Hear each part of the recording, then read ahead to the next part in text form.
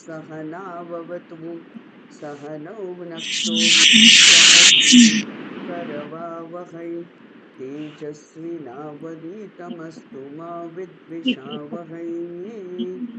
ओम शांति शांति शांतिः। ओम नमो भगवते वैवस्वताय मृत्यवे ब्रह्म विद्याचार्याय नचिकेतसे च। ओम शांति शांति शांति। ओम दयाकर दयाकरं दयाकारं दान्तं धर्मप्रवर्तकं प्रणमामि दयानन्दं मदाचार्यवरं परम्। ओम शांति शांति शांतिः। श्री गुरुभ्यो नमः। हरिः ओम। તમારો કેસ આવ્યો.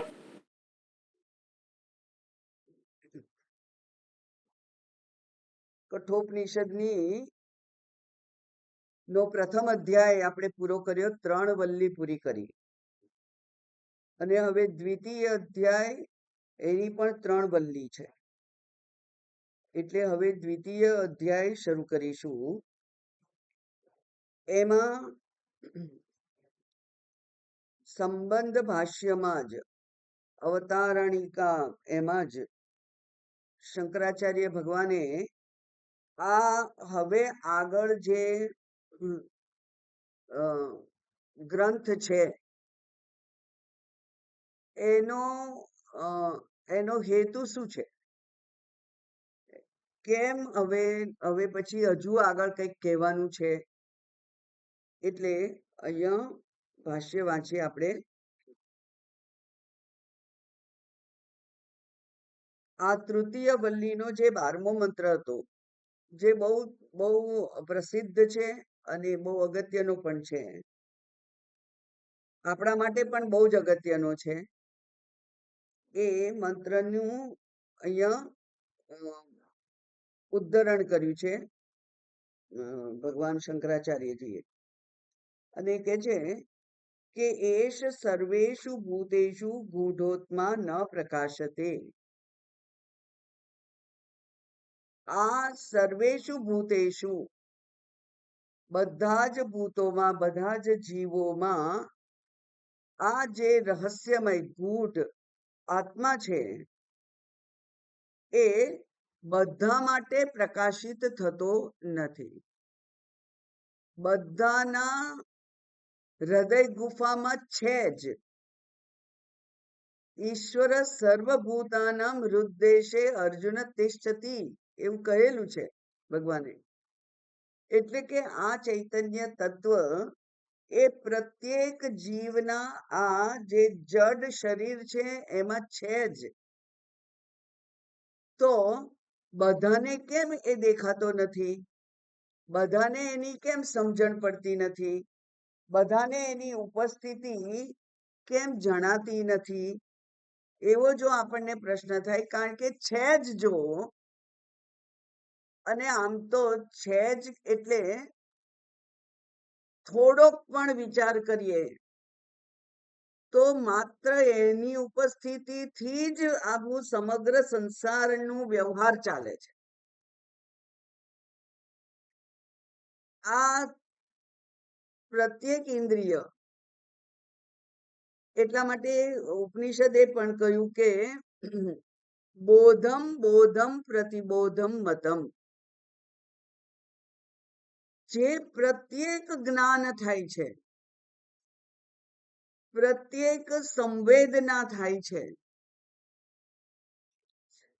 પ્રત્યેક વિચાર આવે છે, એ વિચારણા આવવાનું કારણ એ ચૈતન્ય છે. એટલે કે એક ક્ષણ પણ એ નથી પ્રકાશતો એવું નથી. માત્ર એના તરફ દ્રષ્ટિ કરીએ તો એ પ્રકાશિત દેખાય જ છે. તો પછી એ કેમ બધાને દેખાતો નથી?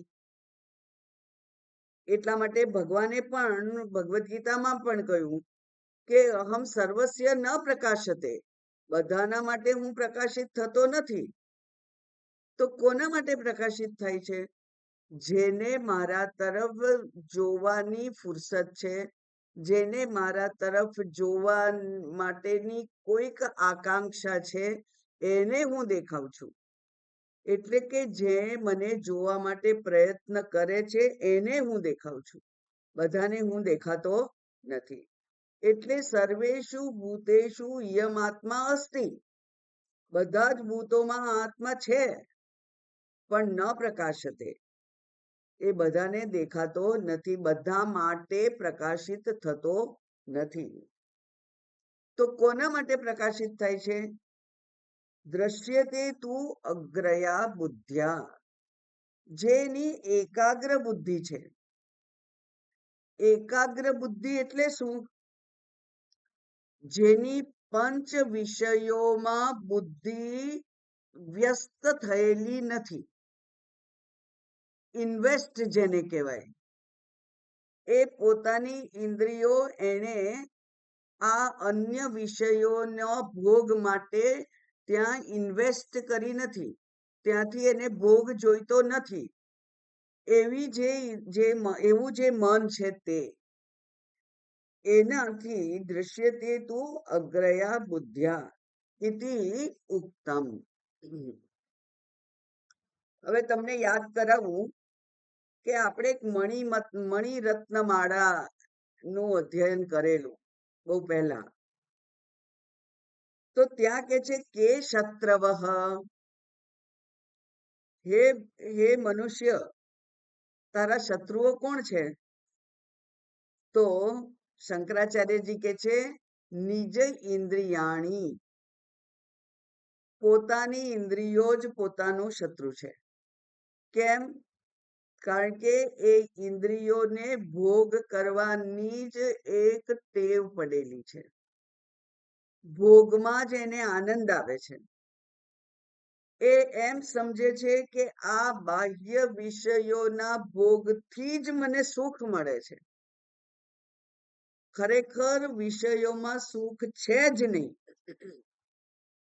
અનેક અનર્થોનું મૂળ છે વિષયો તો, પણ છતાંય તાત્કાલિક જે સુખનો અનુભવ થાય છે એના માટે જે નિમિત્ત છે એ નિમિત્તને જ સત્ય માની લે છે, અને એમ વિચારે છે કે મને આ ઇન્દ્રિયના ભોગથી જ સુખ પ્રાપ્ત થયું. એ જે ઇન્દ્રિયો જે છે એ જ વિષય ગમન કરે છે અને પોતાનું તેજ પણ ક્ષીણ કરે છે, અને એ વિષયોનો પણ યોગ્ય ઉપયોગ થતો નથી. માત્ર જરૂર જેટલા ઉપયોગની જ એની જરૂર છે, પણ એમાં ભોગ બુદ્ધિ છે, યોગ બુદ્ધિ નથી. જરૂર છે એટલા માટે આ ઇન્દ્રિયો દ્વારા હું ભોગ કરું છું અને આ શરીરને ટકાવું છું, એવી બુદ્ધિ નથી. પણ બુદ્ધિ કેવી છે? ભોગની બુદ્ધિ છે. અને એટલે કે શત્રવઃ નિજ ઇન્દ્રિયાણી. તો પછી કે મિત્રાણી, મિત્ર કોણ છે? તો કે છે તાની એવ મિત્રાણી, એ ઇન્દ્રિયો જ મિત્ર પણ છે. પણ કેવી ઇન્દ્રિયો મિત્ર છે? જીતાની યાની, જેને જીતી લીધી છે. એટલે કે સરસ નામ છે જીતેન્દ્ર. જેણે ઇન્દ્રિયોને જીતી લીધી છે તે જીતેન્દ્ર. એટલે કે જેની ઇન્દ્રિયો એ વ્યક્તિને કોઈ પણ ભોગ માટેની ફરજ પાડતી નથી, બિલકુલ આજ્ઞાંકિત છે. જે ભોગની જ્યારે જેટલી જરૂર છે શરીરના સંવર્ધન માટે, પોષણ માટે, એટલું જ એ વાપરે છે. અને એ જ જરૂર બુદ્ધિથી વાપરે છે, ભોગ બુદ્ધિથી એ વાપરતો નથી. તો જેણે પોતાની ઇન્દ્રિયો ઉપર વિજય મેળવેલો છે એ ઇન્દ્રિયો જ એની પરમ મિત્ર છે. તો આ જે જગત છે એ કોણે જીતી લીધેલું છે એવો એક પ્રશ્ન છે એમાં. જીતમ જગત કે ન, કોના દ્વારા આ જગત જીતાયેલું છે? તો ત્યાં જવાબ આપે છે શંકરાચાર્યજી કે છે મનોહી એન, જેના દ્વારા મન જીતાયું છે એના દ્વારા જગત જીતાઈ ગયું છે. એટલે સૌથી વધારેમાં વધારે પ્રબળ ઇન્દ્રિય કઈ છે? મન છે. એ મન જીતી લીધું તો બધું જ જગત જીતાઈ ગયું. એટલે મનને જીતવાનું છે, કારણ કે ઇન્દ્રિયોનો ને પ્રવર્તમાન કરનાર છે મન, અને મનને ઓર્ડર આપનાર છે અહંકાર. મારે અમુક સ્વાદ જોઈએ છે, મારે અમુક દ્રશ્યને માણવું છે, મારે અમુક સંગીત શબ્દો સાંભળવા છે.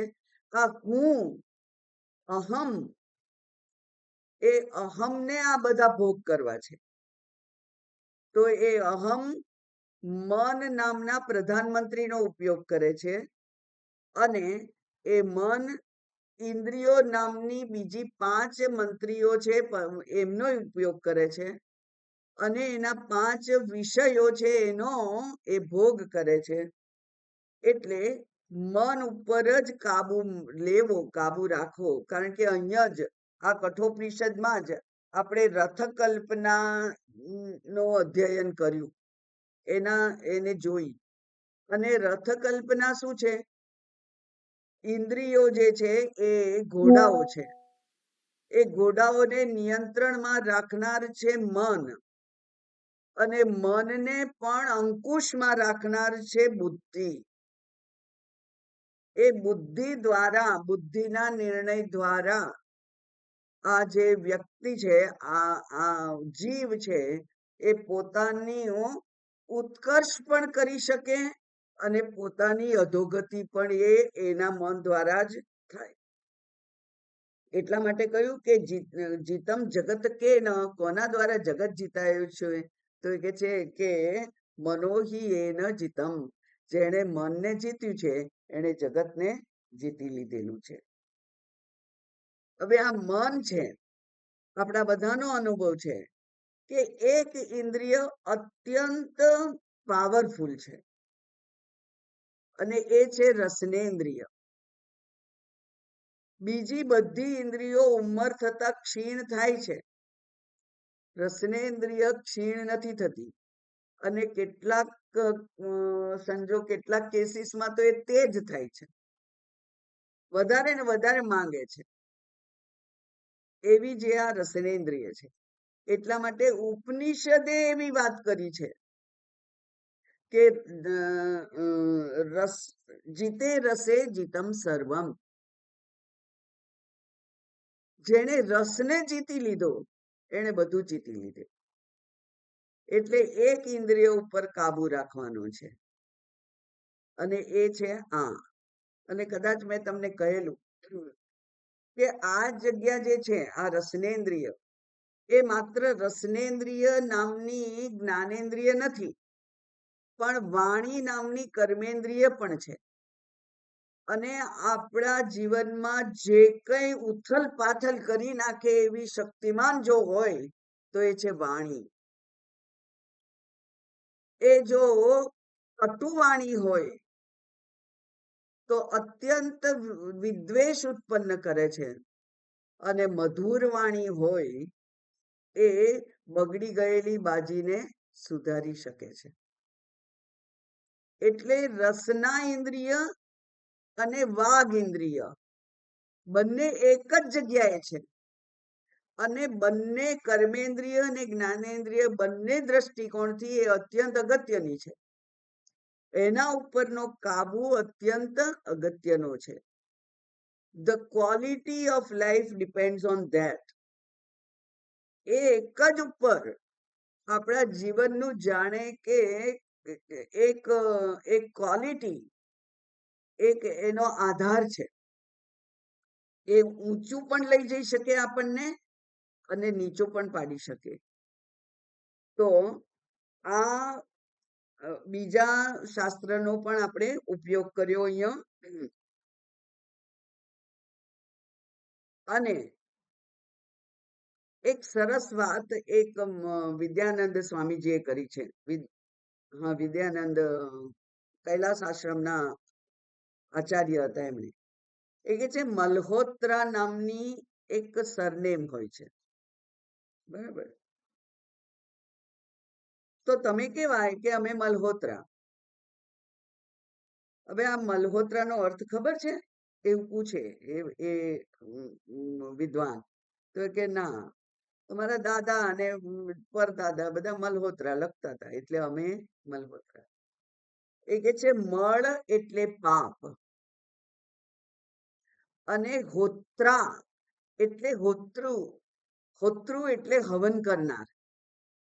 એટલે પાપનો જે હવન કરે છે, અગ્નિમાં પોતાના પાપને જે આહુતિ આપે છે, પાપની આહુતિ આપે છે, એ મલ્હોત્રા છે.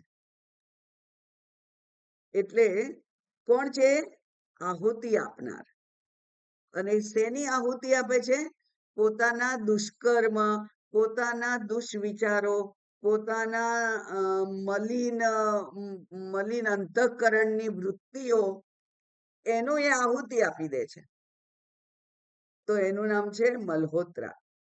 એટલે કે એ કેવો થાય પછી? શુદ્ધ રહે. અને આ શુદ્ધ મન જ આ આત્મા તત્વને જાણવા માટેનું અધિકારી બને છે. એટલે એશ સર્વેષુ ભૂતેષુ ગૂઢોત્વા ન પ્રકાશતે દૃશ્યતે તું અગ્રયા બુદ્ધ્યા. પહેલી લીટીમાં ન પ્રકાશતે કહ્યું, અને બીજી લીટીમાં કોના માટે પ્રકાશે છે એની પણ સ્પષ્ટતા કરી. એટલે આપણે ન પ્રકાશતે એમ કહીએ ચોપડી બંધ કરી દઈએ કે હવે આ તો દેખાવાનો છે જ નહીં, એટલે આપણે પ્રયત્ન કરવો નકામો છે. તો ત્યાં જ આ મણિરત્નમાલાનો એક પ્રશ્ન છે. એ કે છે જીવન મૃત કહ, કોણ જીવતા જ મરેલો છે? તો એ કે છે કે નિરુદ્યમો યહ, જે ઉદ્યમ નથી કરતો, જે પ્રયત્ન નથી કરતો, એ મરેલો, જીવતા જ મરેલો છે. શેના માટે પ્રયત્ન કરવાનો છે? વિવેક ચૂડામણી કહે છે કે યહ સ્વાર્થે પ્રમાદ્યતે કોસ્ય મૂઢ.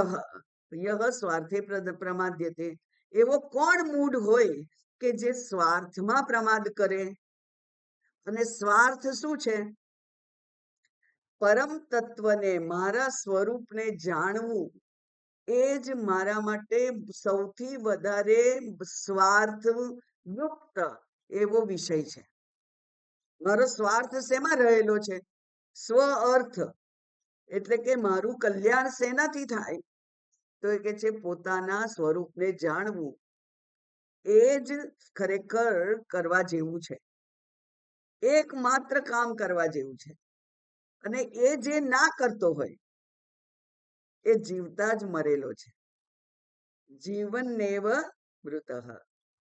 તો આ બીજી લીટીમાં કહ્યું કે એવું નથી, ચોપડી બંધ ના કરી દેશો ન પ્રકાશતે કહીને. પ્રયત્ન કરો, અને પ્રયત્ન કરી અને પછી કેવી રીતે પ્રયત્ન કરવાનો છે? અગ્રયા બુદ્ધ્યા, એકાગ્ર બુદ્ધિથી. એટલે કે વિવેક તો બરાબર છે, અને પછી વૈરાગ્ય. મારે આ બજારમાંથી કઈ જોઈતું નથી, મારે આ મોલમાંથી કઈ જોઈતું નથી. તો મોલમાં આપણે જવાની શક્તિ પણ બચી જાય, સમય પણ બચી જાય, અને જે વિવિધતાથી મન જે છિન્ન ભિન્ન થઈ જાય એવું પણ ના થાય, કારણ કે મારે કંઈ જોઈતું નથી. એટલા માટે પેલા એમાં કહ્યું કે મનીષા પંચકમમાં ભગવાન શંકરાચાર્યજી એમ કહ્યું કે ભિક્ષાનેન સંતુષ્યતામ, ભિક્ષા ઔષધેન સંતુષ્યતામ. ભિક્ષામાં જે ઔષધ મળે, જે અન્ન મળે, એનાથી જ સંતોષ કરવાનો હોય છે. કોણે? સંન્યાસીએ. જે આ આત્મતત્વને જાણવા માટે બધું જ છોડીને બેસી ગયો છે. એ અમુક પ્રકારનું ખાવું છે એટલે હું બનાવીશ અને હું ખાઈશ એવું ના કરો. ભિક્ષા ઔષધમ, ભિક્ષનમાં એનાથી જ સંતુષ્ટ રહો. અને સ્વાદુ અન્નમ નતુ યાચ્યતામ, અને સ્વાદિષ્ટ અન્ન એની યાચના કરવાની નહીં. મારા સાધકોને મારે કહેવાનું નહીં કે મને આ બહુ ભાવે, મને આ બહુ ભાવે, એટલે તમે આ લાવજો, એવું કહેવાનું નહીં. એ જે લાવે તે એ આ સંન્યાસીનું લક્ષણ છે, અને એ જ વૈરાગ્ય છે.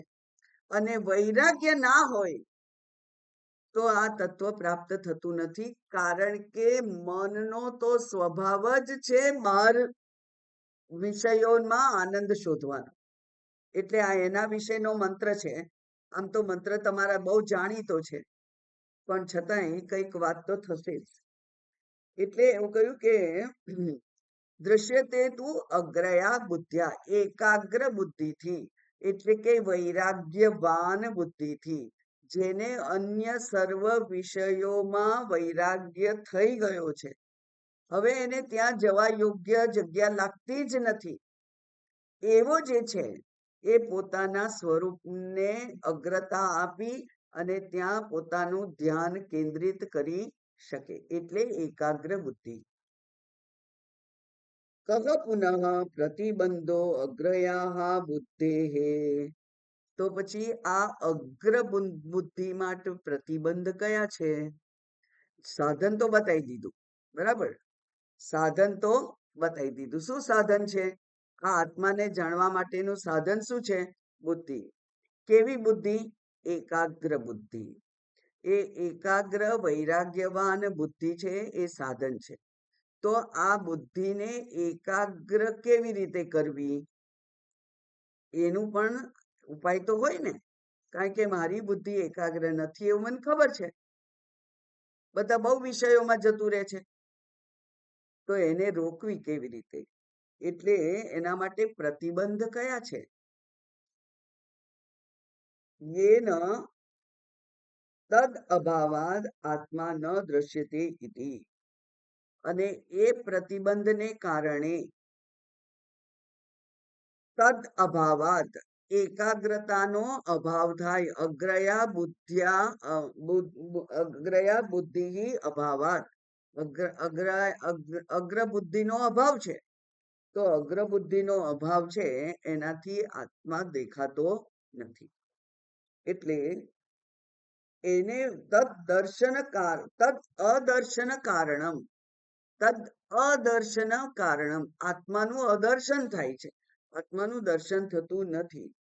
એનું કારણ પ્રદર્શનાર્થા, પ્રદર્શન કરવા માટે, બતાવવા માટે વલ્લી આરભ્યતે. એટલે હવે આ નવી વલ્લીનો આરંભ કેમ થાય છે? કારણ કે આગળ ત્રીજી વલ્લીમાં, પ્રથમ અધ્યાયની ત્રીજી વલ્લીનો 12મો જ મંત્ર છે. એટલે કે છેક વલ્લીના અંતમાં, લગભગ અંત ભાગમાં એમ કહ્યું કે આ આત્મા જે છે એ બધા માટે પ્રકાશતો નથી, પણ જેની એકાગ્ર બુદ્ધિ છે એને આ આત્માનું એને દર્શન થઈ શકે. એટલે એકાગ્ર બુદ્ધિ એ સાધન છે, પ્રત્યક્ષ સાધન છે એવું કહ્યું ત્યારે, બરાબર ને? તે વખતે ઇમિડિયેટ સાધન કયું કે એકાગ્ર બુદ્ધિની જરૂર છે. પણ એકાગ્ર બુદ્ધિ મારી છે નહીં, તો હું શું કરું? અને એટલે ત્યાં કહ્યું કે એકાગ્ર બુદ્ધિ છે એનો જે પ્રતિબંધ છે, એ પ્રતિબંધનું હવે વિશ્લેષણ કરશે અને એટલે હવે આગળનો ગ્રંથ છે એ યોગ્ય છે, એ જરૂરી છે. કારણ કે મેં કહ્યું હતું કે પ્રત્યેક ગ્રંથ જ્યારે લખવામાં આવે કે બોલવામાં આવે ત્યારે એ જરૂરી છે એવું પ્રૂવ કરવું બહુ જરૂરી છે. કારણ કે નવી નવી ચોપડીઓ અત્યારે તો બહાર પડે છે અને આપણને ખબર છે કે એ બધું જ હવે એ જ ભગવદ્ ગીતાના શ્લોકો જરા જુદી જુદી રીતે જુદા જુદા ફોન્ટમાં કોઈ અવ્યય કોઈ અન્વય સાથે ને કોઈ ટ્રાન્સલેશન સાથે અને એવી રીતે બધું લખે અને એટલી બધી ચોપડીઓ બહાર પડે છે એમાંની કે જેમાંથી એક જ હોય તો ચાલે, બાકીની 5 આપણી પાસે હોય તો એ નકામી પડે છે. તો એટલા બધા પેપર વેસ્ટ થાય વગેરે. એટલા માટે એનું અગત્યતા જણાવવી જરૂરી છે. અહીંયા એનું અગત્યતા જણાવી દીધી કે આગળનો ગ્રંથ છે એ કામનો છે, એ ઉપયોગી છે. એટલા માટે તદ અદર્શન કારણ પ્રદર્શનાર્થા વલ્લી આરભ્યતે. બરાબર. હવે આગળ શું છે? વિજ્ઞાતેહી શ્રેય પ્રતિબંધ કારણે શ્રેયમાં પ્રતિબંધ થવાનું કારણ છે એ જાણવાથી જ. કારણ કે પ્રતિબંધ તો છે. અહમ બ્રહ્મ એ નિશ્ચય જો ના થયો હોય તો એ શાસ્ત્ર તો સ્પષ્ટ કે છે, તત્વમસી કહી દીધું શાસ્ત્ર એ તો. અને એના પછી એને સમજાવવા માટે ઘણા બધા મંત્રો એના સહકારી રૂપે ત્યાં મૂકવામાં આવેલા હોય છે. પણ છતાંય મને કેમ હજુ નિશ્ચય થતો નથી? હું પ્રયત્ન તો કરું છું, હું દરરોજ શ્રવણ કરું છું, હું દરરોજ મનન કરું છું, હું અડધો કલાક નિધિધ્યાસન પણ કરું છું, પણ છતાંય મને કેમ એ પ્રાપ્ત થતો નથી? મને કેમ મારા સ્વરૂપના દર્શન એટલે કે શ્રેય સ્વરૂપના આત્મ સ્વરૂપના દર્શન થતા નથી? તો એ શ્રેયનો પ્રતિબંધનું કારણ છે એ વિજ્ઞાતેહી, એને જાણવાથી જ તદ અપનાય પ્રયત્ન આરબ્ધુમ શક્યતે ન અન્યથા ઇતિ. એક વખત શું પ્રતિબંધ છે એ જાણો તો એ દિશામાં તમે પ્રયત્ન કરી શકો, નહીં તો પ્રયત્ન થઈ શકે નહીં. એટલા માટે એને જાણવું જરૂરી છે. એટલે તદ અપનાય, એને દૂર કરવા માટે, પ્રતિબંધને દૂર કરવા માટે યત્ન આરબ્ધુમ શક્યતે, યત્ન કરવો શક્ય બને. તમને ખબર હોય કે આ દિશામાં આટલા દૂર જવાનું છે તો એ પ્રમાણેનું તમે સાધન પસંદ કરો, એ પ્રમાણેની તમારી ગતિ પસંદ કરો, એ પ્રમાણેની તમારી એકાગ્રતા એટલે કે સ્પીડ, કે તમારા સાધનની સ્પીડ પણ તો જ આવે. કારણ કે તમને ખબર હોય કે 300 કિલોમીટર જવાનું છે તો તમને 50 કિલોમીટરની સ્પીડ પર જવું પોસાય નહીં. એટલે તમે એ પ્રમાણેનું સાધન પસંદ કરો, એ એકાગ્રતા પૂર્વક એ ડ્રાઈવ કરો તો તમે એટલા દૂર પહોંચી શકો. એટલે એને એ પ્રયત્ન શરૂ કરવો એ જો જાણીએ તો જ શક્ય છે, નહીં તો શક્ય નથી. એટલા માટે હવે આગળનો મંત્ર બહુ જ પ્રખ્યાત મંત્ર છે, અનેક વાર સાંભળેલો છે આપણે. પરાંચિખાની વ્યતૃણત સ્વયંભૂ તસ્માત પરાં પશ્યતિ નાંતરાત્મન કશ્ચિદ ધીરઃ પ્રત્યગાત્માનમ ઐક્ષત આવૃત્ત ચક્ષુ અમૃતત્વમિચ્છન. પરાંચિખાની વ્યતૃણત સ્વયંભૂ તસ્માત પરાં પશ્યતિ નાંતરાત્મન કશ્ચિદ ધીરઃ પ્રત્યગાત્માનમ ઐક્ષત આવૃત્ત ચક્ષુરમૃતત્વમિચ્છન.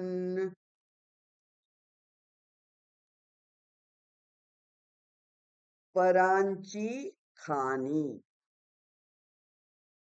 હાની એટલે આકાશ,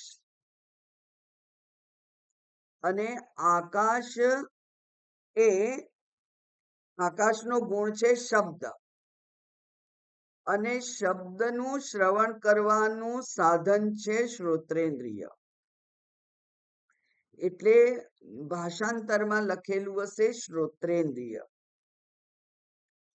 પણ ખાની બહુવચન છે એટલે શ્રોત્રેન્દ્રિય વગેરે એનો અર્થ થાય. એટલે શ્રોત્રેન્દ્રિય ઉપલક્ષણ છે અને એમાં બાકીની બધી ઇન્દ્રિયોને સમજી લેવાની. આમ તો 10 ઇન્દ્રિય અને 11મું મન, આ બધી જ ઇન્દ્રિયો જ છે, જ્ઞાનના સાધનો છે. એટલે જ્ઞાન કર્મ ના સાધન રૂપે મન, 5 જ્ઞાનેન્દ્રિય, 5 કર્મેન્દ્રિય અને 1 મન, એમ એકાદશ એમ કહ્યું છે. એકાદશ દ્વારાણી, 11 દ્વાર છે એવું આ ભગવત આ કઠોપનિષદ જ કહેવાનું છે. તો ખાની એટલે ઇન્દ્રિયાણી, અને પરાંચી, પર એટલે દૂર બહાર, અને અંચી એટલે ગચ્છતી, એટલે જે બહાર જાય છે, જેનું મુખ બહાર છે. એટલા માટે કહીએ છીએ બહિર્મુખી, કારણ કે જે બાજુ મોઢું હોય એ બાજુ જ ચલાય છે ને. આપણે મોઢું પૂર્વ દિશામાં રાખીને પશ્ચિમ દિશામાં નથી ચાલતા. એવું કરીએ ક્યારેક એક્સરસાઇઝ કરવા, પણ સામાન્ય રીતે જે બાજુ મોઢું કર્યું હોય એ બાજુ ગતિ થાય. એટલે પરાંચી, પર એટલે આગળ બહાર, અને અંચ એટલે જવું, એટલે જે બહાર જવા વાળી છે. એવી જે આ 11 ઇન્દ્રિયો છે તે પરાંચી ખાની. અને એ ઇન્દ્રિયો આપણે બજારમાંથી ખરીદી અને આપણા શરીરમાં ગોઠવીએ છીએ? ના. આ શરીરની રચના, ઇન્દ્રિયોની રચના અને એની જગ્યા વગેરે બધું જ ભગવાને નક્કી કરેલું છે. એટલે આ જે શરીરાદિ સંઘાત છે, એ શરીરાદિ સંઘાત એ નથી મેં પસંદ કર્યો કે નથી મેં ડિઝાઇન કર્યો. મારી કોઈ ડિઝાઇન તેમાં નથી અને મારી કોઈ પસંદગી પણ એમાં નથી. એટલે એ શરીરમાં જે ઇન્દ્રિયો મૂકી છે એ કોણે મૂકી છે? તો કે છે સ્વયંભૂ. આપણે ત્યાં સ્વયંભૂ જ્યોતિર્લિંગ હોય છે. સ્વયંભૂ જ્યોતિર્લિંગ એટલે કોઈ કે બહારથી એક લિંગ આકારનો પથ્થર લાવી અને ત્યાં સ્થાપના કરી હોય એવું નહીં. એ ત્યાં હોય જ, લિંગ સ્વરૂપે જ હોય. એ ક્યારથી હોય? અનાદિકાળથી. એ અનાદિકાળથી જે કોઈના પ્રયત્ન વગર, કોઈ પ્રાણ પ્રતિષ્ઠા વગર જ્યાં છે જ, એને સ્વયંભૂ જ્યોતિર્લિંગ કહેવાય છે. એવી રીતે અહીંયા ભગવાનને માટે, ઈશ્વરના માટે શબ્દ આપ્યો સ્વયંભૂ, એટલે કે જેનું કોઈ કારણ નથી એવા ઈશ્વરે. બરાબર? એણે આ ઈશ્વરે આપણને આ બાહિર્મુખી ઇન્દ્રિયો આપી અને વ્યતૃણત એટલે આપણું હનન કરી નાખ્યું છે, હણી નાખ્યા છે. આપણને હણી નાખ્યા છે એટલે ઈજા પહોંચાડી છે, મારી નથી નાખ્યા. શું કર્યું છે? હિંસા કરી છે, ઈજા પહોંચાડી છે.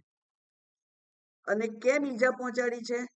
કારણ કે આપણે જોવાનું છે અંદર અને ઇન્દ્રિયો આપી છે બહાર, બહિર્મુખી. બિલકુલ જે જરૂરી હોય એના કરતા બિલકુલ ઊંધું આપ્યું છે. એટલે હવે તમે ઈશ્વરની યોજના સમજી શકો કે આ જે આત્મ તત્વ છે એ બધા જ જો જાણી શકતા હોત તો બધા મુક્ત થઈ જાય. તો જીવ અને આ જગત જેવું કશું રહે નહીં.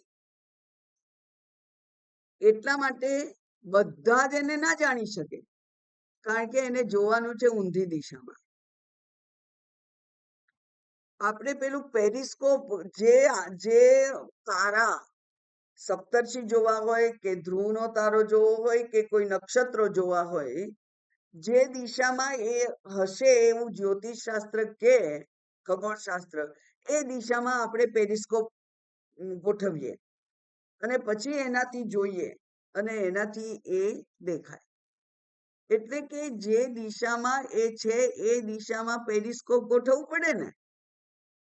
પણ અહીંયા તો આપણને પેરિસ્કોપ ગોઠવેલા તૈયાર આપેલા છે અને એની દિશા નક્કી છે બહાર. અને જે જોવાનું છે એ ભગવાને મૂક્યું છે અંદર, હૃદય ગુહાયામ એવું કે છે, એટલે અંદર મૂકેલું છે. એટલે ભગવાને આપણી પરીક્ષા લેવાનું નક્કી જ કરેલું છે. પરીક્ષામાં હું પાસ જ થઈશ એ આપણી જીદ હોય તો જ આપણને એમાં સફળતા મળે. પરીક્ષા તો છે જ. એટલે કે શું કર્યું છે? વ્યતૃણત, હિંસા કરી દીધી છે આપણી. માટે તસ્માત પરાંગ પશ્યતિ, પરાક એટલે બહાર. માટે એ ઇન્દ્રિયો બહાર જ જુએ છે.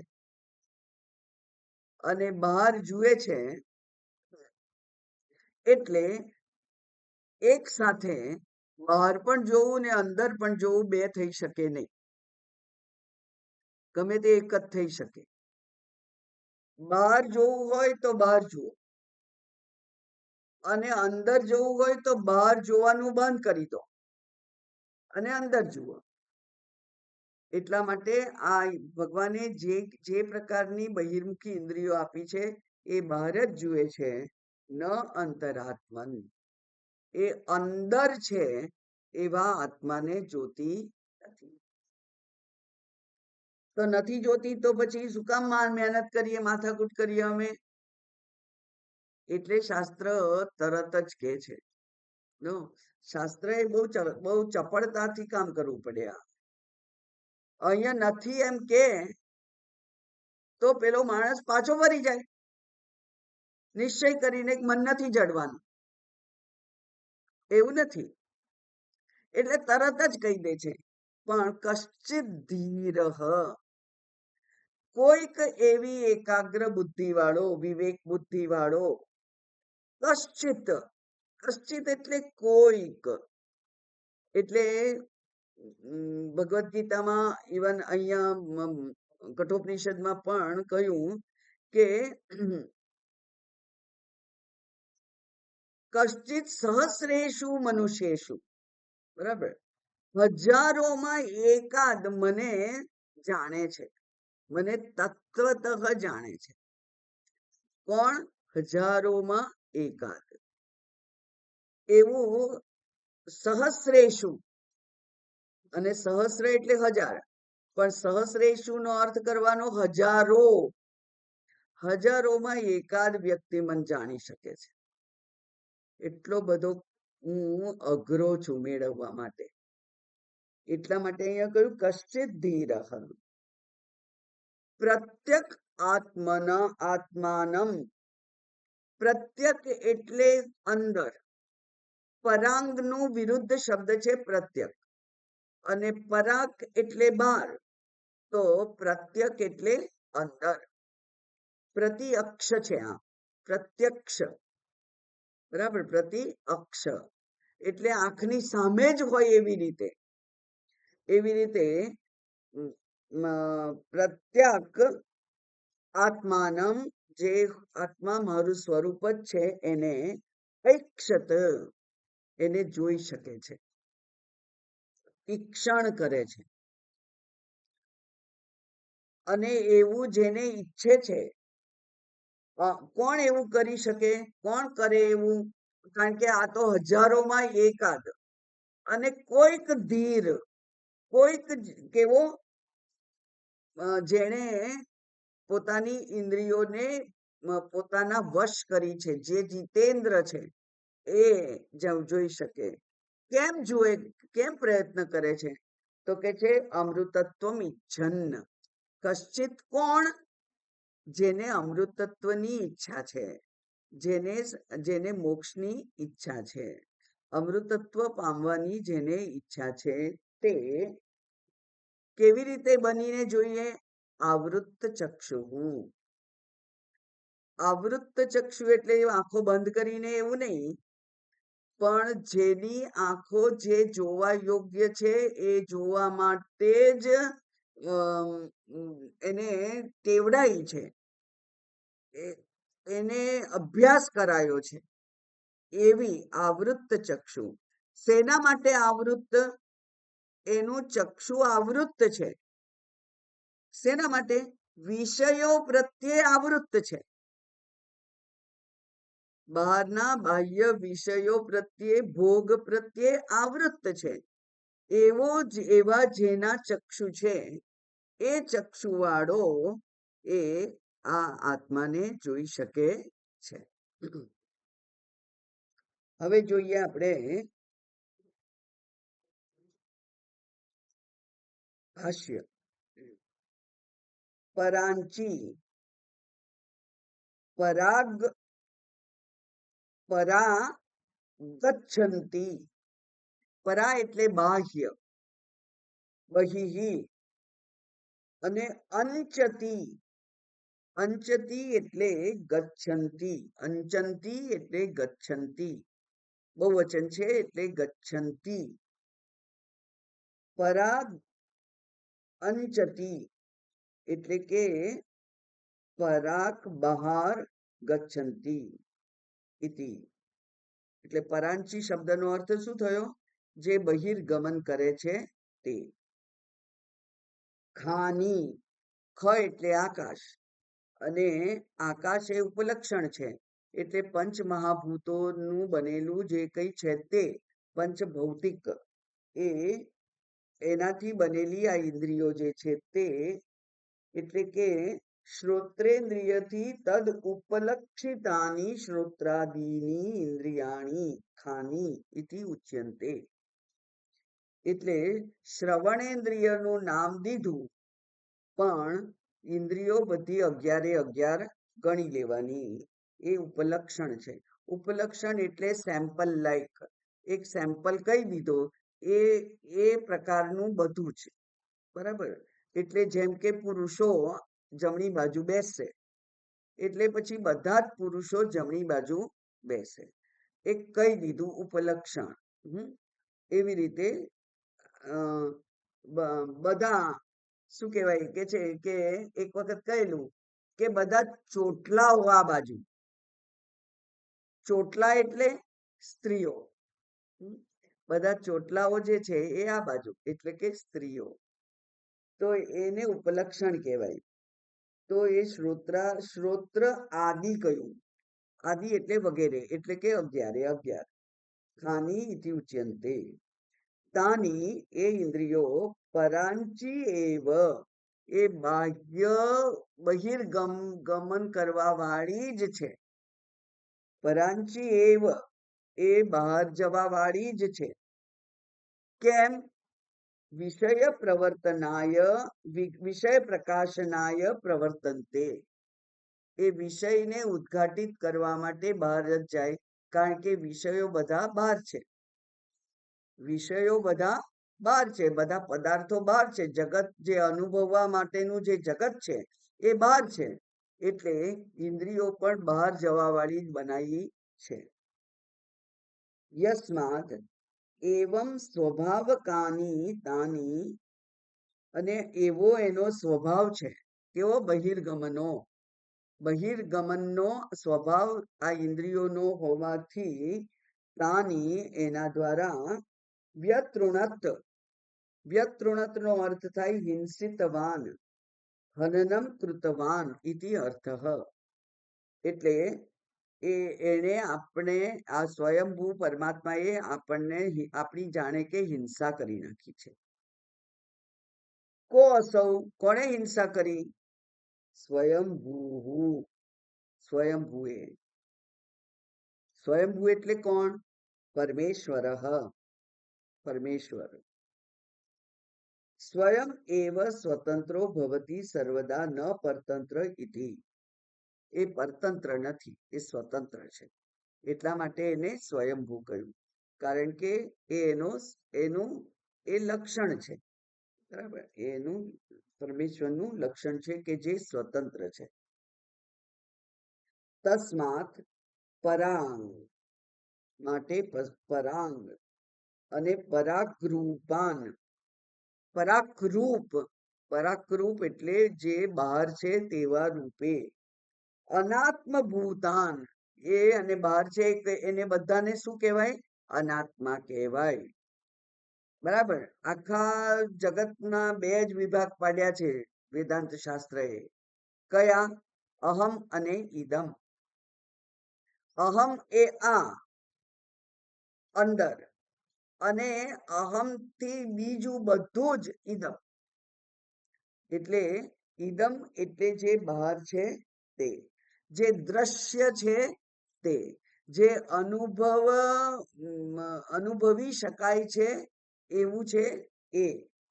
એટલે પરાગરૂપાન, અનાત્મ ભૂતાન.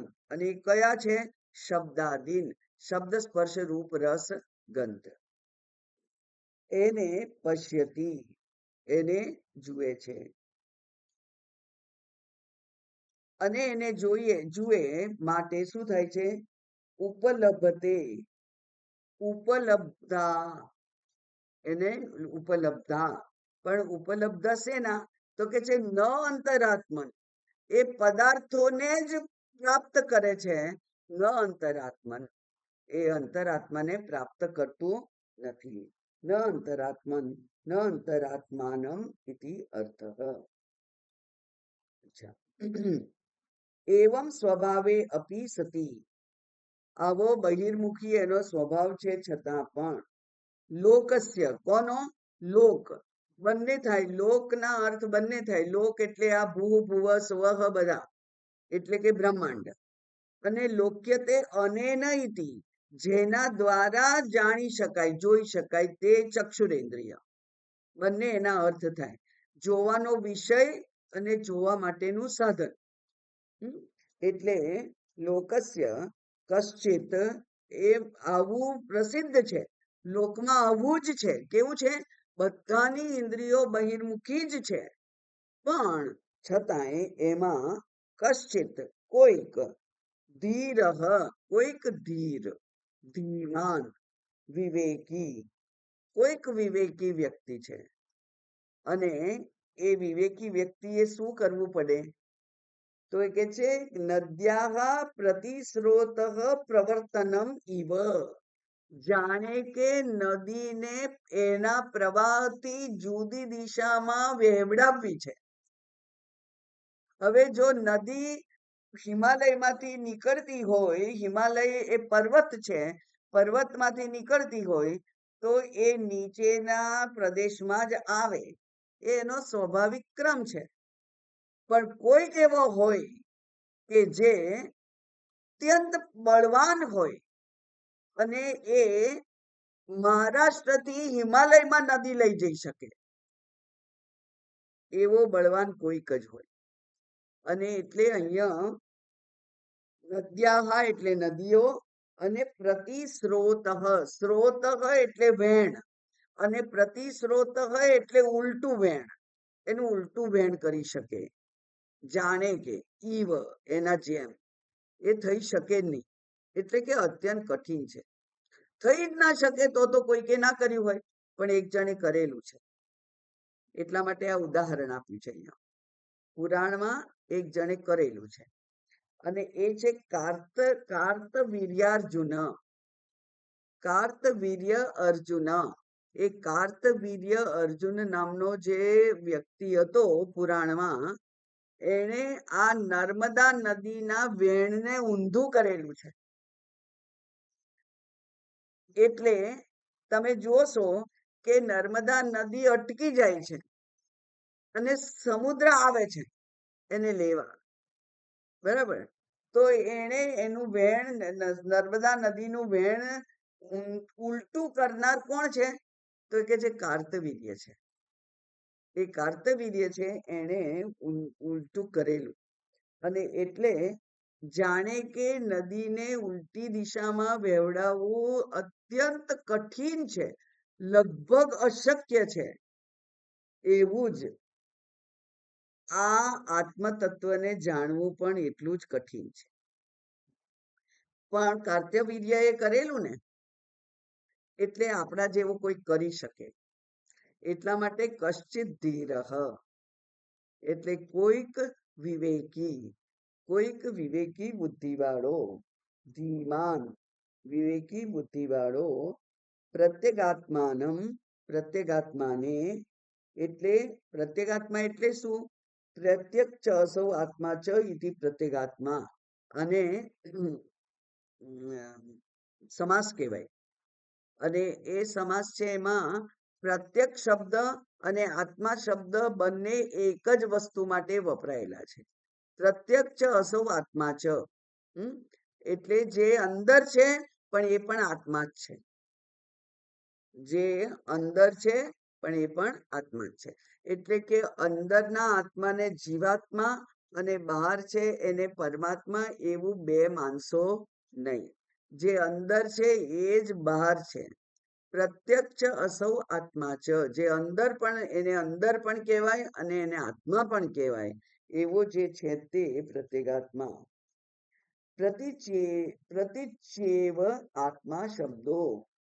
આ પ્રતીચી એ પ્રત્યેગાત્માનું સપ્તમીનું રૂપ છે. સપ્તમી વિભક્તિ એ લોકેશન માટે, અમુક જગ્યાએ છે એવું કહેવા માટે વપરાય. દાખલા તરીકે ગૃહ એટલે ઘર, અને ગૃહે એટલે ઘરમાં. એમ અહીંયા પણ પ્રતીચી એટલે કે આ પ્રત્યક જે અંદર છે. પ્રતીચી એટલે અંદર. એનું લક્ષણ, એનું જે સપ્તમી વિભક્તિ સ્થાન માટે વપરાય. તો એ પ્રતીચી છે એવ આત્મ શબ્દ. અને એ કેવો છે? તો કે છે રૂઢો લોકે ન અન્યસ્મિન. એટલે કે પ્રતીચી, પ્રત્યેગાત્માનો રૂઢી અર્થ થાય અંતરાત્મા. એ બીજા કોઈ અર્થમાં વપરાતો નથી. પ્રત્યક્ષ શબ્દ બીજા કોઈ અર્થમાં વપરાતો નથી. કયા અર્થમાં વપરાય છે? અંતરાત્માના અર્થમાં જ વપરાય છે માત્ર. એનો રૂઢિ અર્થ છે. એટલે કે સામાન્ય પ્રસિદ્ધ અર્થ એવો છે કે પ્રત્યેગાત્મા એટલે અંતરાત્મા.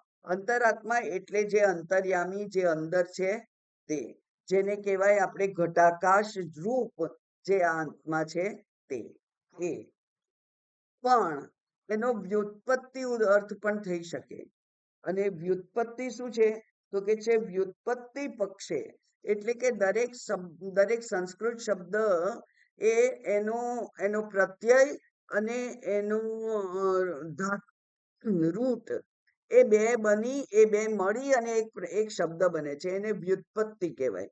કારણ કે ધાતુ એ વ્યુત્પત્તિ છે. બરાબર?